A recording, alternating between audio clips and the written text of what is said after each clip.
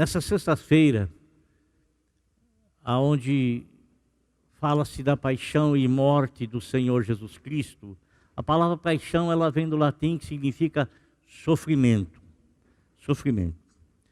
E eu quero ler um texto da Bíblia Sagrada, que se encontra no Salmo de número 22, versículo de número 21, que está escrito assim: meu Deus,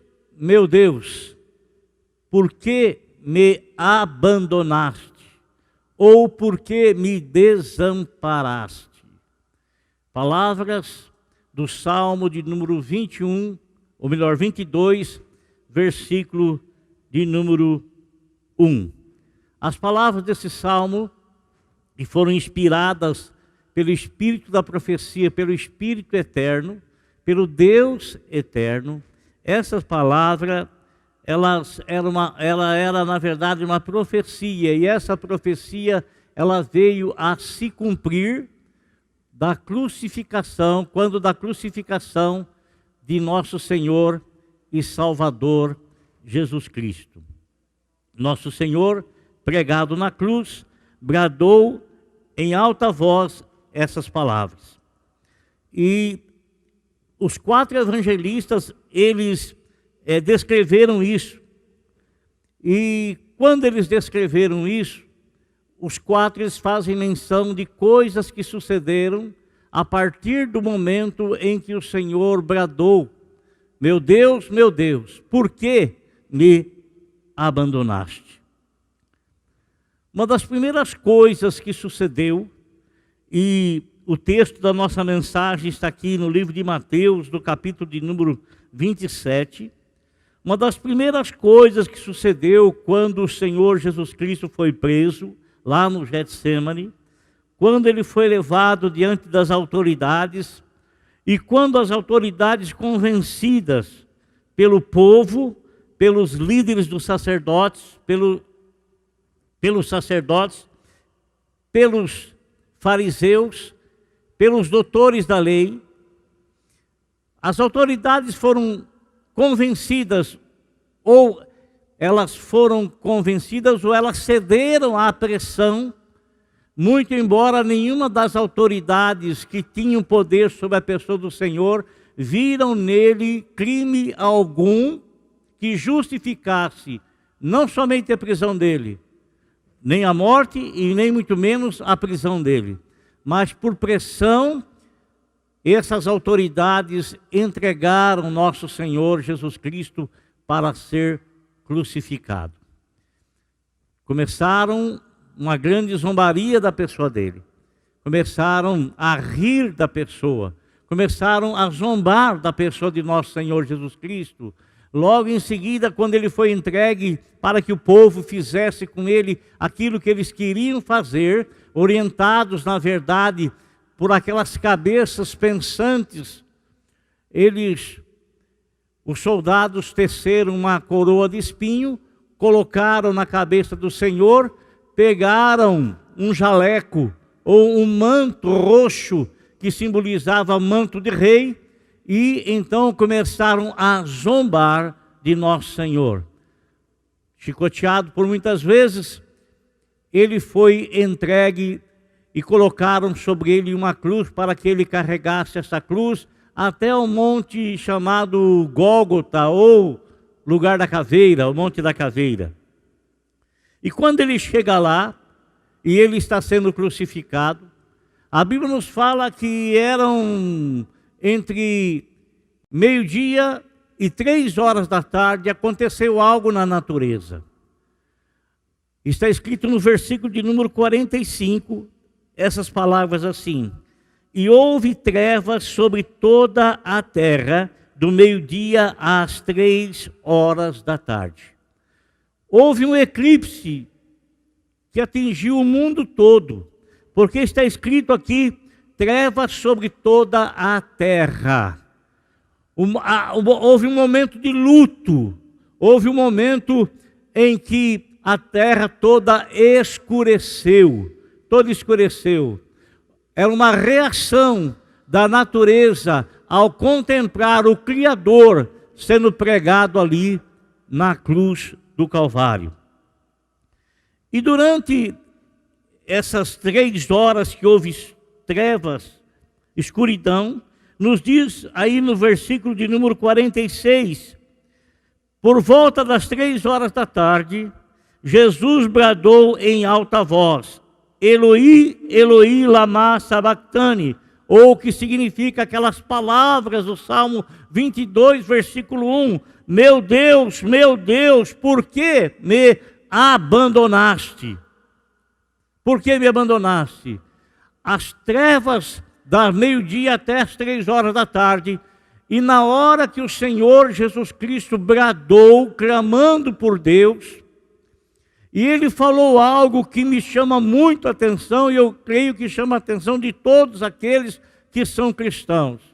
Quando o Senhor Jesus fala assim, meu Deus, por que tu me abandonaste? Ele nunca se sentiu desamparado por Deus. O Senhor Jesus Cristo, ele nunca sentiu a comunhão dele com o Pai ser cortada. Nunca sentiu. Mas, quando ele estava ali sendo pregado, sendo crucificado, foi exatamente isso que aconteceu. Está escrito no Salmo de número 94, 14, assim, o Senhor jamais desamparará o seu povo. Jamais desamparará, jamais abandonará o seu povo. Pode, porventura, uma mãe esquecer-se de um filho que queria ainda que ela venha se esquecer, eu jamais me esquecerei de ti, eu jamais te deixarei, eu jamais te abandonarei. Como é que eu vou conciliar essa palavra do Salmo 94, 14 com a palavra que nosso Senhor Jesus Cristo disse como profecia a respeito dele lá no livro de Salmos, no capítulo 22, versículo 1, e ele brada aqui, meu Deus, repetindo o que está escrito lá, meu Deus, por que me desamparaste? Meus irmãos e amigos, muitas pessoas, eu me lembro que nós, erroneamente, fomos ensinados no sábado de aleluia, meter o pau no Judas, botar fogo no Judas, porque Judas foi um traidor. Ou então acusar os judeus de ter matado o Senhor Jesus Cristo. Ou então acusar aquelas pessoas que tinham autoridade de entregá-lo para ser crucificado e morto. Mas a Bíblia, ela esclarece quem foi o causador da morte de nosso Senhor Jesus Cristo. Alguns instrumentos teriam que ser usados, logicamente, algumas pessoas importantes que tinham autoridade tinham que ser usadas, outros tantos que pediram a cabeça dele, que pediram que fosse crucificado. Tinha que ter alguém para fazer isso. Assim, como todos nós um dia iremos partir desta vida, nós não sabemos de que maneira, não sabemos como, mas nós sabemos que algo será usado para a gente partir daqui. A Bíblia nos fala, meus irmãos, no capítulo de número 2, versículo 24, de 1 Pedro. Ele levou sobre o seu corpo nossos pecados. Quando ele diz, por que me desamparaste? Ele nunca pecou, ele nunca errou. Mas nós sabemos que os nossos pecados, que o pecado do homem faz separação entre ele e o seu Deus. Quando ele diz, por que me desamparaste? Nós lemos nas Sagradas Escrituras, no capítulo 1, em 1 Coríntios, capítulo 15, versículo 3, assim, ó. Cristo morreu pelos nossos pecados. Foi o meu pecado que crucificou Jesus. Foi o seu pecado que crucificou Jesus. Instrumentos que foram usados foram pecadores igual nós que foram usados para crucificar Jesus. Instrumento, da mesma forma como Estevão morreu na mão de Paulo antes de ser apóstolo, foi um instrumento usado, assim também. Mas foi o meu pecado e foi o seu pecado, amado. Os nossos pecados é que levaram nosso Senhor Jesus Cristo a morrer na cruz do Calvário. Em Mateus capítulo 20, versículo 28, fala assim: como o Filho do Homem, que não veio para ser servido, mas para servir e dar sua vida em resgate por muitos. O que é que se exige um resgate? Exige-se um resgate de algo que foi sequestrado. Eu me lembro que há 40 anos atrás, quando eu cheguei aqui na cidade de Pouso Alegre, havia iniciado, naquele tempo, naquela época, uma onda de sequestro para exigir resgate. E naquele tempo, uma pessoa que foi sequestrada foi o irmão de um radialista do estado de São Paulo, chamado Zé Bete. O irmão dele havia sido sequestrado. E os sequestradores, eles mataram o irmão de Zé Bete, há 40 anos atrás, mataram. Eles exigiram um resgate. A Bíblia fala que existe aqui o salário do pecado, em Romanos 6,23, que o salário do pecado é a morte. Nosso Senhor, ele não era pecador, mas nós lemos aqui que ele carregou os nossos pecados e que ele veio aqui a este mundo não para ser servido, mas para servir e para dar a sua vida em resgate de muitos. Está escrito em Mateus, está escrito em Marcos, está escrito em Atos dos Apóstolos, está escrito em Romanos capítulo 3, versículo 25. Deus o ofereceu como um sacrifício para propiciação mediante a fé pelo seu sangue. Então, meu amigo, quando nós estamos acusando isso, não foi aquele outro, foram instrumentos que tinham que ser usados. Mas quem matou o Senhor Jesus Cristo foi o meu pecado e foi o seu pecado. Quando ele se sentiu desamparado por Deus, a Bíblia fala que ele carregou sobre si os nossos pecados. Foi no momento em que ele estava pagando o salário do pecado. O que era o salário do pecado? É a morte. Então, ele estava morrendo por causa dos nossos pecados. Morrendo por causa dos nossos pecados. E no ele estar morrendo por causa dos nossos pecados, e a gente já percebeu que antes dele entregar o Espírito dele, havia trevas desde o meio-dia até as 3 horas da tarde. A natureza estava se manifestando.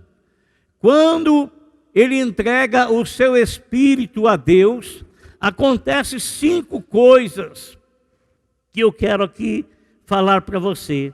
No capítulo de número 27, versículo 51, está escrito assim: naquele momento, 50 melhor dizendo, depois de ter bradado novamente em alta voz, Jesus entregou o Espírito. Entregou o Espírito. E ao ele entregar o Espírito, a Bíblia nos fala assim: naquele momento, o véu rasgou-se em 2 partes, de alto a baixo.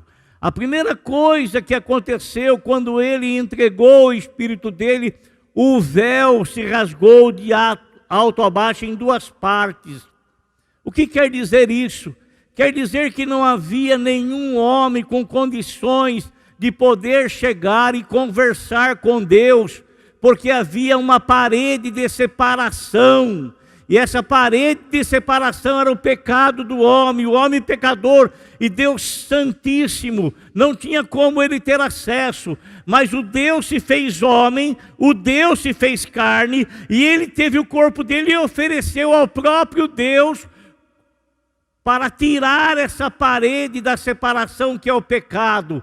Então ele pagou por nosso pecado, e quando ele morreu, então rasgou-se o véu do templo, e hoje nós podemos, pela graça do Senhor, chegar e conversar com Deus face a face, falar com Ele, ter diálogo com Ele. E Isso quer dizer que eu não apenas falo com Deus, eu não apenas fico falando, sem obter resposta alguma, não. Hoje eu falo com Deus, o véu do templo se rasgou, eu falo com Ele, eu tenho comunhão com Ele, e Ele fala comigo, Ele fala comigo. Então a primeira coisa que aconteceu, rasgou-se o véu do templo e permitiu que eu tenha acesso à presença do Deus Todo-Poderoso. A segunda coisa que aconteceu, diz assim, a terra tremeu. A terra, houve um terremoto. Você se lembra daquele terremoto que aconteceu quando Paulo e Silas estavam lá na prisão em Filipos e de repente deu um terremoto? Aquele terremoto, em proporções, ele não chega nem... A Bíblia fala que foi a terra que tremeu, a terra toda tremeu. A manifestação da natureza em prol do seu Criador, a terra tremeu. Uma outra coisa que aconteceu, as rochas se partiram. As rochas, elas se partiram. Se elas se partiram, então eu tenho que levar em mente, em consideração, que elas não eram partidas. E hoje, quando nós vemos tantas e tantas rochas que são partidas, nós podemos trazer em consideração que essas rochas, elas se abalaram quando perceberam que o Criador, aquele que as criou, havia morrido lá na cruz do Calvário. E não é de se estranhar quando a Bíblia fala assim, que a natureza, ela está aguardando ansiosa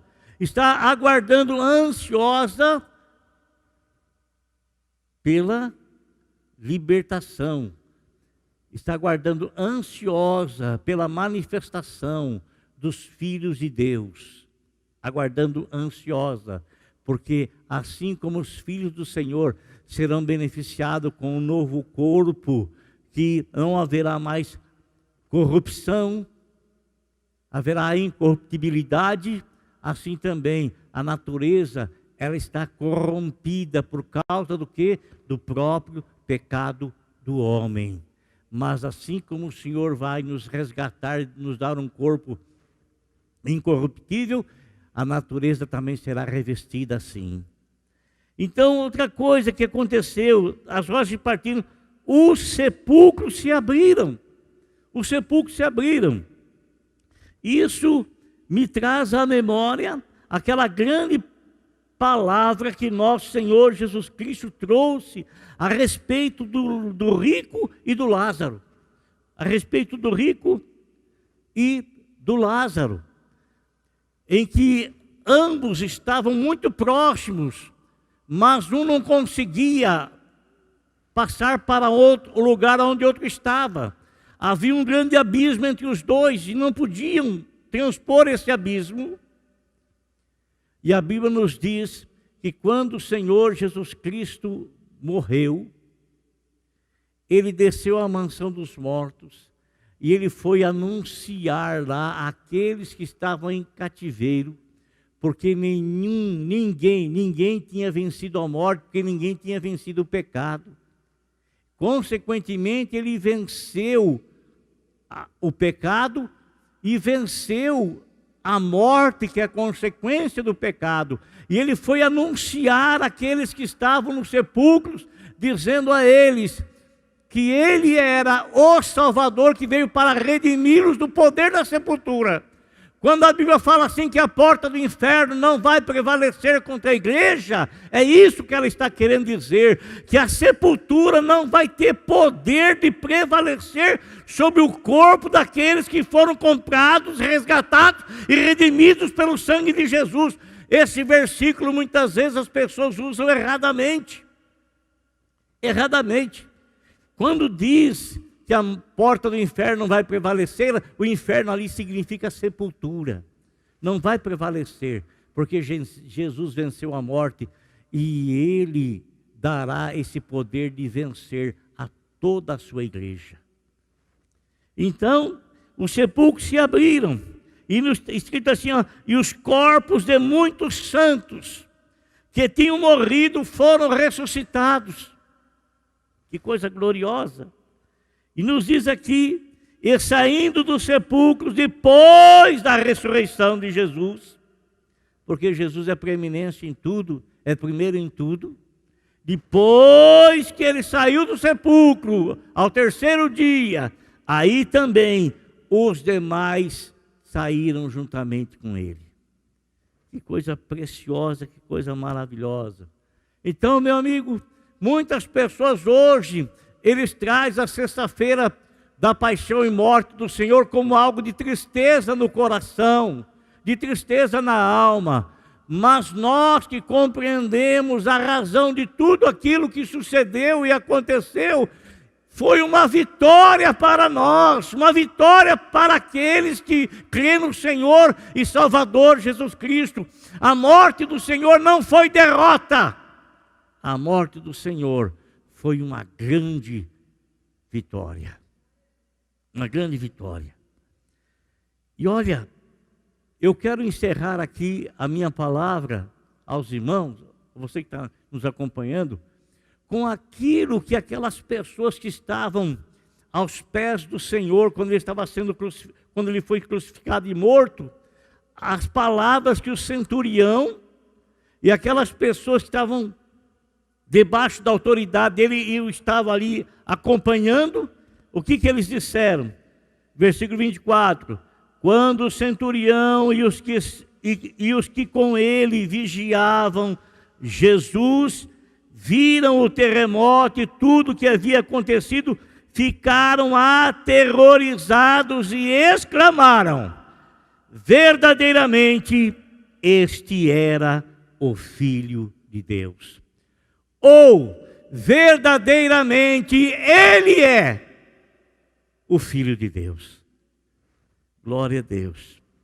Então, eu quero encerrar essa palavra com aquilo que o centurião e as demais pessoas testemunharam. Verdadeiramente, ele é o Filho de Deus.